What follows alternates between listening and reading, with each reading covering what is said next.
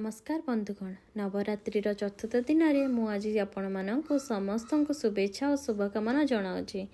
माँ कुष्मांडा होउछंती देवी दुर्गांकर चतुर्थ स्वरूप। तांको सृष्टिर प्रारंभिक शक्ति भावे पूजा कराए। नवरात्रि चतुर्थ दिन माँ को आराधना कराए। जानिछंती कुष्मांडा नामर अर्थ? कु अर्थ छोट, उष्म अर्थ ताप और अंड अर्थ ब्रह्मांड। से निजर सामान्य हसरे अंधकारमय शून्यरू एही ब्रह्मांड को सृष्टि करथिले।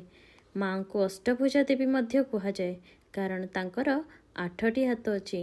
8 हाथरे माँ जपमाळ, कमंडल, धनु, अमृत कलश, चक्र और गदा आदि अस्त्रशस्त्र धारण करिथांती। विश्वास कराए जे माँ कुष्मांडा को पूजा कले भक्तंकर समस्त रोग, शोक और दुख दूर होता है। माँ कुष्मांडा सूर्यमंडल रे बास करती बोली विश्वास रही। तांको तेजरे समग्र ब्रह्मांड आलोकित हुए। माँकर प्रिय रंग कमला और हलदिया, तेणुकरी मु आज सही रंगर साड़ी पिंधि।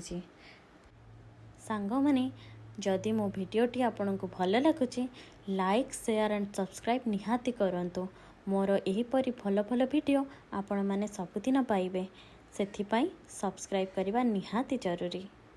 सांग माने कहिले देखी मो माँ आज केते सुंदर देखा जाउछंती। रंग बेरंगर फूल फल पत्र रे सुसज्जित होइछंती। माँ कुष्मांडांकर प्रिय भोग होउची मालपुआ, किंतु मु आज बजार को जाई आनी पारि नथिबारु कदली, रसगोला, सुखिला भोग मध्य लगाइथिली। घरर शांति सुख समृद्धि पाई घरे पूजार्चना करने आवश्यक। आपण मानक भी जदि भल लगुथाए आपण माने इंस्पायर होइकी आर वर्ष ठारू आरंभ करें। नवरात्र पूजा आपणक घरे अनेक खुशी अनेक आनंद नहीं आसु। मोर ठाकुरंक पाखरे एतिकी ही कामना।